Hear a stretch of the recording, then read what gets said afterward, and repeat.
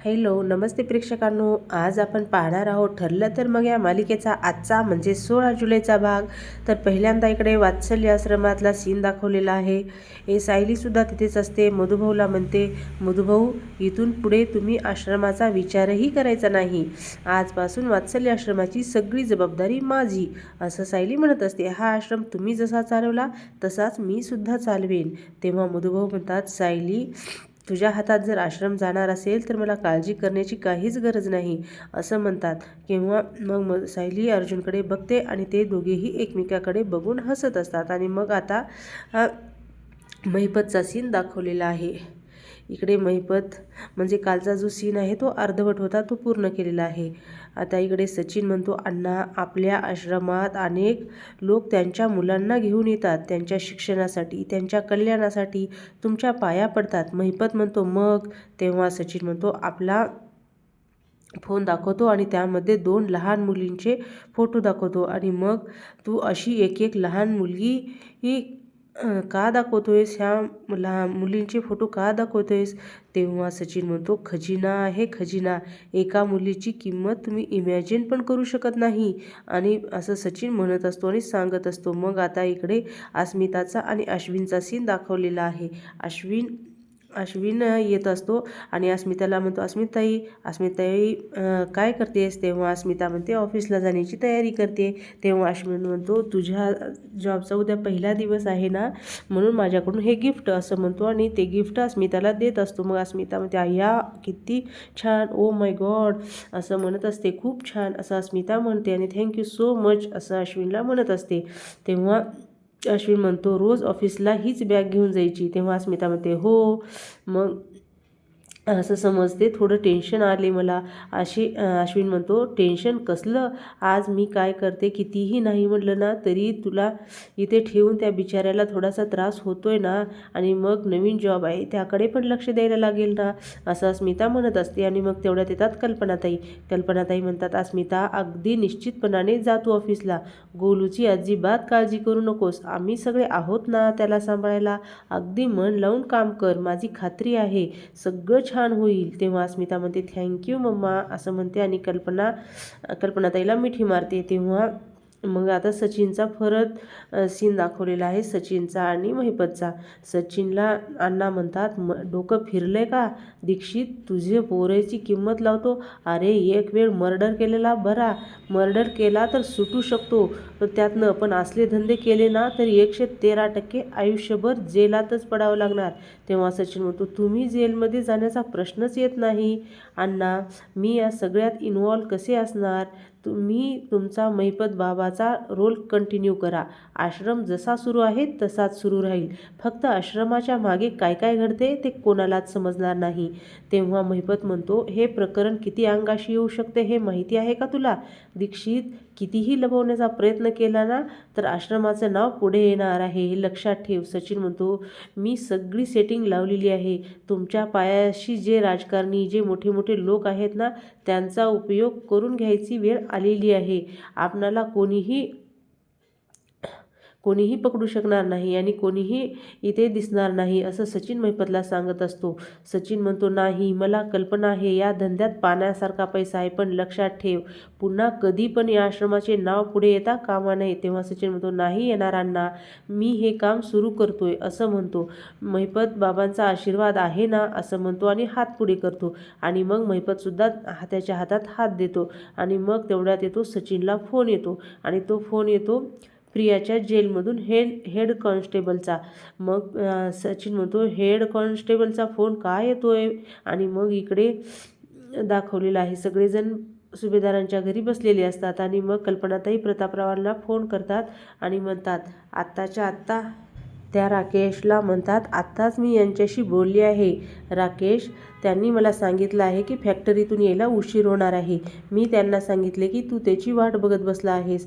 ते म्हणाले, मी उद्या बोलेन त्याच्याशी, असं म्हणले आहे, तू उद्याच ये, असं म्हणतात कल्पनाताई. तेव्हा राकेश म्हणतो, हो चालेल चालेल, असं म्हणतो आणि मनातल्या मनात म्हणतो, म्हणजे आता मला निघावं लागणार आश्रमातल्या कोणत्या कारणासाठी सायली आणि अर्जुन गेलेत हे कसं कळणार? तेवढ्यात सायली आणि अर्जुन येतात. तेव्हा अस्मिता म्हणते, आले सायली आणि अर्जुन असं म्हणते. तेव्हा अश्विन म्हणतो, मधुभाऊंची तब्येत कशी आहे? तेव्हा अर्जुन म्हणतो, आता ठीक आहे. तेव्हा अस्मिता म्हणते, नक्की त्यांना काय झालं? तेव्हा सायली म्हणते, कुसुमताई म्हणाली असं म्हणते आणि मग कालचा जो भाग दाखवलेला आहे तो भाग परत इथे आठवून दिलेला आहे आणि डॉक्टर म्हणतात यांना औषधासोबतच मानसिक शांततासुद्धा द्यावी लागणार आहे. तेव्हा सायली म्हणते, मधुभाऊला म्हणते, तुम्ही कशाचा ताण घेतला आहे का? तेव्हा तुम्ही वात्सल्य आश्रमाची सगळी जबाबदारी माझ्यावर सोडा असं सायली मधुभाऊला सांगते. हे पण आठवतं. ते सांगत असतात सगळ्यांना. कल्पनाताई म्हणतात, म्हणजे तू आता आश्रम चालवणार? तेव्हा सायली म्हणते, तुमची काही हरकत नाही आहे ना आई? तेव्हा अस्मिता म्हणते, मम्मानी सहज प्रश्न केला असणार, ते तुझं माहेर आहे ना? सायली म्हणते, तेच तर.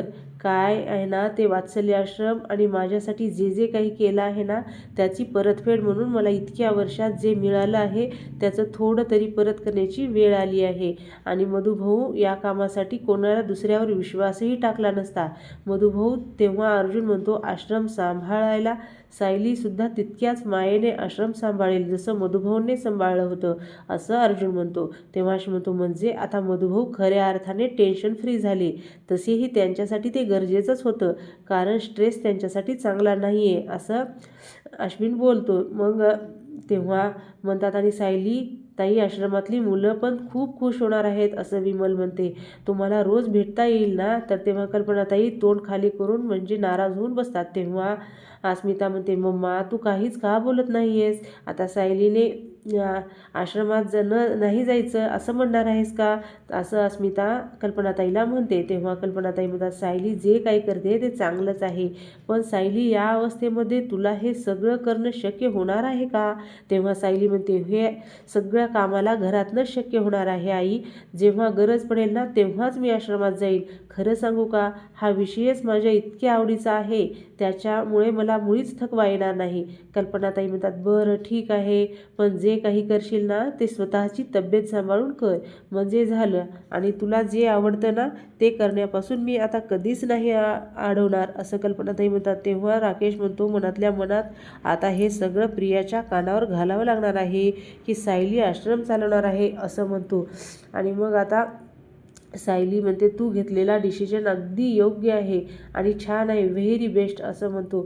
आणि मग कल्पना काकी मी निघतो असं राकेश म्हणत असतो आणि काकाला फोन करा, आल्यावर मी येतो असं सांगतो आणि बाय म्हणून राकेश तिथून निघून जातो. मग कल्पनाताई म्हणतात, अर्जुन आता तुझी जबाबदारी वाढली बरं का, तुला आता सायलीची जास्त काळजी घ्यावी लागणार आहे. तेव्हा अर्जुन म्हणतो, अस्मिता सायलीच्या डोक्यावरचा फॅन म्हणूनच फिरत होता, आता आणखीन काळजी घ्यायची म्हणजे तिला श्वासही घेता येणार नाही असं अस्मिता म्हणते.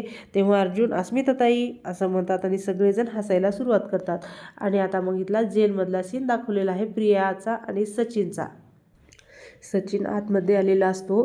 तेव्हा ती हवालदार म्हणते, साहेब तुमचा फोन जमा करा, आता इथले नियम खूप कडक झाले आहेत सध्या असं म्हणते. आणि मग काही ऑब्जेक्शन घेईल असं म्हणून ते आपला हवालदार सचिनचा फोन घेते आणि सचिन पण देतो. आणि मग ते दोघेही बसलेले असतात. आणि मग सचिन आणि प्रिया म्हणते, आपण पुढे जो प्लॅन केला होता त्याचं काय झालं की नाही? नुसत्या हाताची घडी घालून बसणार आहेस असं प्रिया सचिनला म्हणत असते. प्रिया, माझ्या हातात काही जादू आहे की तू प्लॅन सांगितलास आणि मी तो एक्झिक्यूट केला?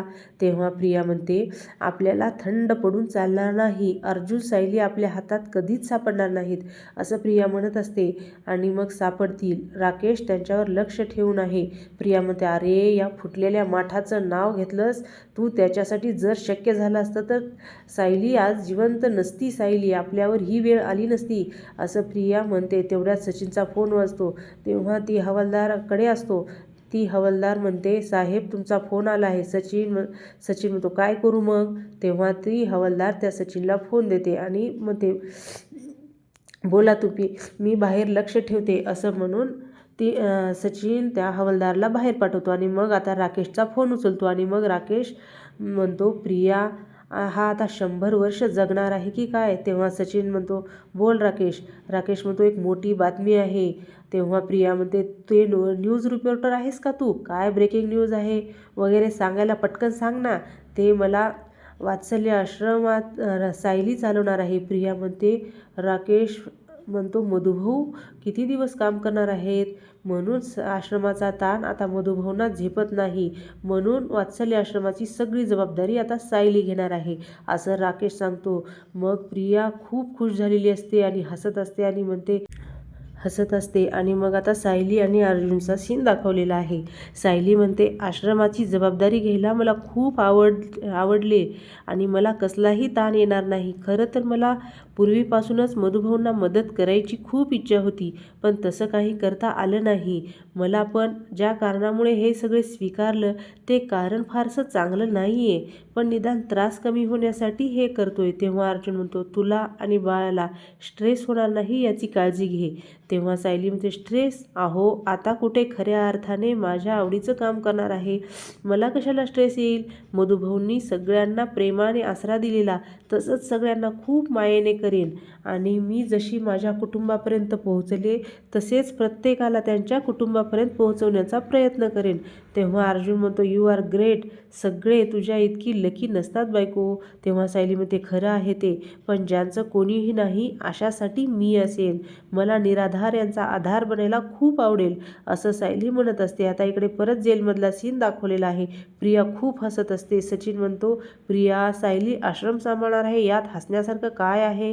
तेव्हा प्रिया म्हणते, थोडी सुद्धा दूरदृष्टी नाही आहे का रे तुझ्याकडे? थोडी सुद्धा नाही असं आहे का रे? असं म्हणतं. सचिन म्हणतो, काय झालं? तेव्हा प्रिया म्हणते, सायलीने आश्रम सांभाळायला गेलं ते आपल्यासाठी खूप मोठी संधी आहे आणि करेक्ट ती वेळेला आली आहे, नाहीतर आपण फालतू प्लॅन करत बसलो असतो. पण सायलीने स्वतःच्या पायावर धोंडा मारून घेतलाय आणि आपल्याला चालायला वाट करून दिली आहे. तेव्हा सचिन म्हणतो, मला काही समजत नाही, तू काय म्हणतेस? तेव्हा प्रिया म्हणते, तू आश्रम चालवून सायलीला आला त्याचा आपण फायदा करायचा आहे, पण याच अनाथाचा वापर करून अर्जुन आणि सायलीला उद्ध्वस्त करायचं आहे. सचिन म्हणतो, कसं? प्रिया म्हणते, मी काय सांगते ते नीट ऐक. आणि मग ती काहीतरी प्लॅन सांगत असते आणि आपल्याला ऐकवलेलं नाही. मग परत अर्जुन आणि सायलीचा सीन दाखवलेला आहे. मग सायली म्हणते, अहो, हे आश्रमाचे हिशोब बघा ना, असं म्हणत असते.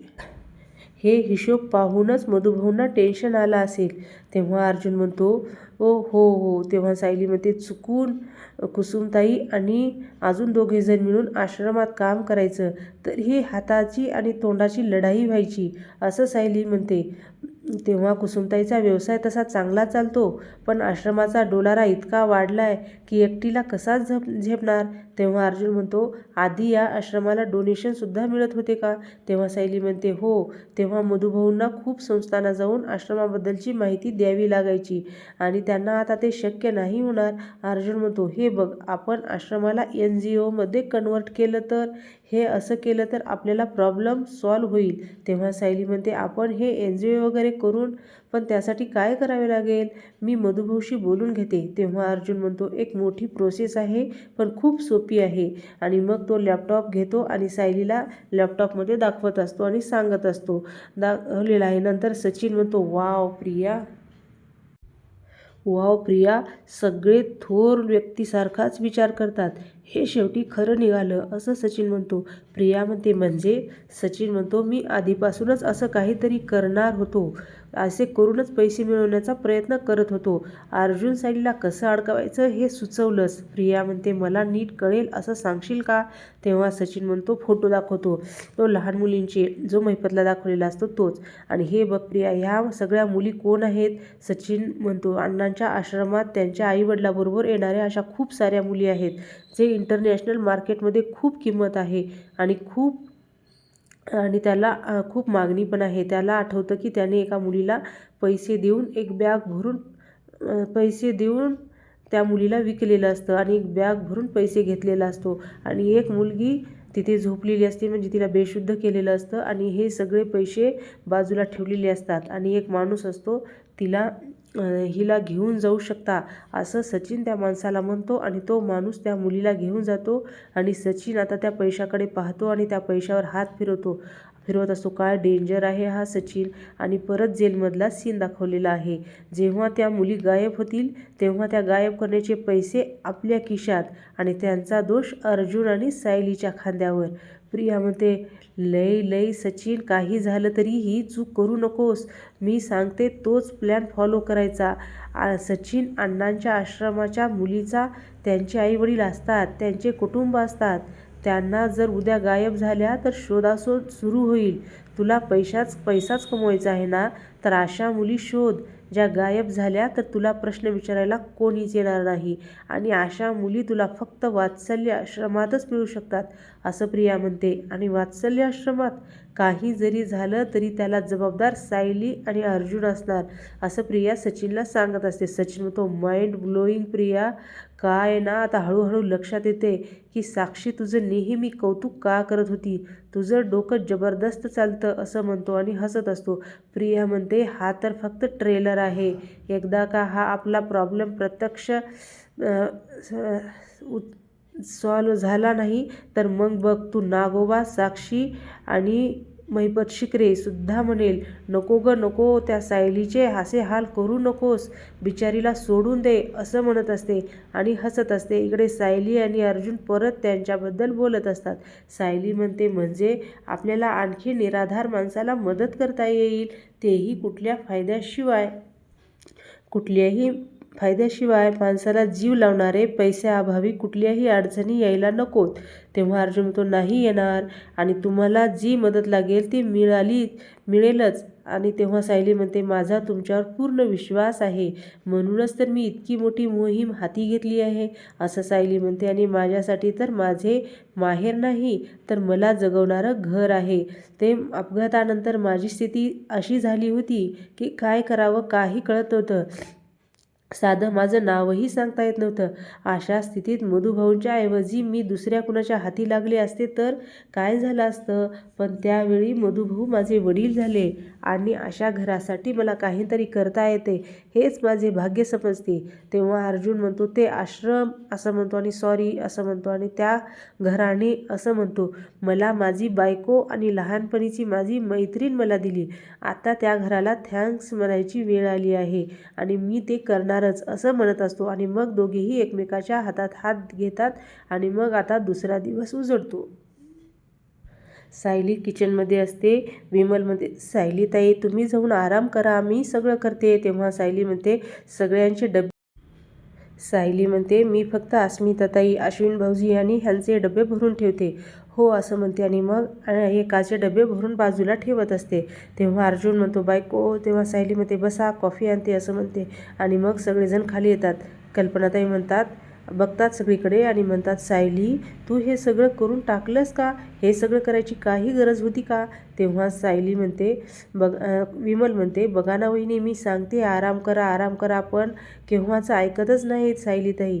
तेव्हा बाई मी कल्पनाताई मागेच असतात आणि आरामात असं म्हणतात. मग अर्जुन म्हणतो, कॉफी असं म्हणतो आणि मग सगळ्यांना पहिल्यांदा कॉफी देत असते. आणि मग कल्पनाताई म्हणतात, ही तुम्ही पण घ्या असं म्हणतात आणि सगळेजण बसतात. तेव्हा सायली म्हणते, आई मी आज दिवसभर आश्रमात असणार आहे, त्यामुळे जेवढं जमेल तेवढा स्वयंपाक करून घेतला आहे आणि तुम्हाला स्मितला सांभाळायची जबाबदारी तुमच्या दोघीवर आहे. मग अस्मिता म्हणते, सायली वहिनी तू असशील की अश्विन म्हणतो, सायली वहिनी तू असशील की कोणालाच काम लागत नाही बघ असं म्हणतो. आणि मग सगळेजण हसतात. कल्पनाताईसुद्धा सायली म्हणते, कॉफी देते कल्पनाताईला आणि मग अर्जुन बघतो आणि म्हणतो, बायको मी निघतो असं म्हणतो. आणि मग अस्मिता म्हणते, सायली कॉफी मस्त झाली आहे. मग अर्जुनला डबा देते, हे घ्या डबा असं म्हणते. आणि वेळेत जेवायचं, कामात अडकलो म्हणून वेळेत जेवायला वेळच मिळाला नाही असं नाही ऐकायचं.